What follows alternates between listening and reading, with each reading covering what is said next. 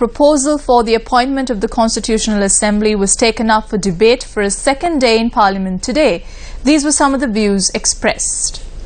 Sri Lanka Nidahas Pakshe Waseng api ita පැහැදිලිව We as the Sri Lanka Freedom Party clearly stated that the 20th Amendment should be brought forth with the 19th Amendment. Certain individuals try to sabotage discussions on this move. We clearly stated that electoral reforms should be taken up first at the Constitutional Council meeting. In no way will the rights of the minority be undermined by reforming the electoral system. That is not our intention. A referendum is being called for the drafting of a constitution. But there is no talk of drafting a constitution here. It is to create a constitutional assembly instead. There is a problem of creating this constitutional assembly. We are not concerned about the disputes existing here. This was tabled on the 9th, taken up for debate on the 12th, and it was to be endorsed in 2 days. But what has happened now? It is to be taken up for debate again over the next 2 days. The necessary components for electoral reforms exists in the 20th Amendment. The 20th Amendment will be introduced tomorrow. But tomorrow is yet to come. There is no price for paddy. Paddy is sold for 17 rupees. How can these people survive? Should they resort to eating the constitution?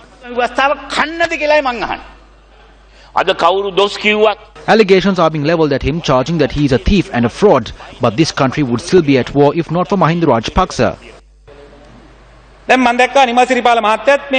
Minister Nimal Siripala spoke about the electoral system. However, the problem existing in the country today is not about the electoral system. Where were you when the 18th Amendment was passed? John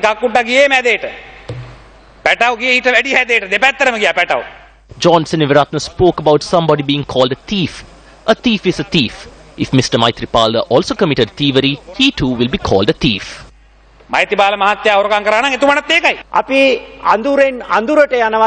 Are we moving from darkness to darkness, or are we moving from darkness to light? This will depend on the substance of the constitution that is to be drafted by this house. Personally, I am against abolishing the executive presidency. I am for electoral reforms and against the devolution of power that goes beyond the 13th Amendment. However, there may be a citizen in the country who is for the abolishment of the executive presidency and is against the federal type devolution of power that goes beyond the 13th Amendment. A referendum on the draft of the new constitution is necessary.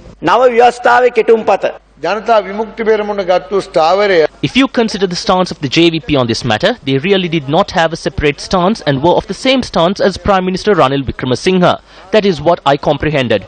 Even today, they share the same stance by calling for the speedy endorsement of the proposal. Today, his plan to carry out the constitutional process outside the parliamentary chambers has been foiled.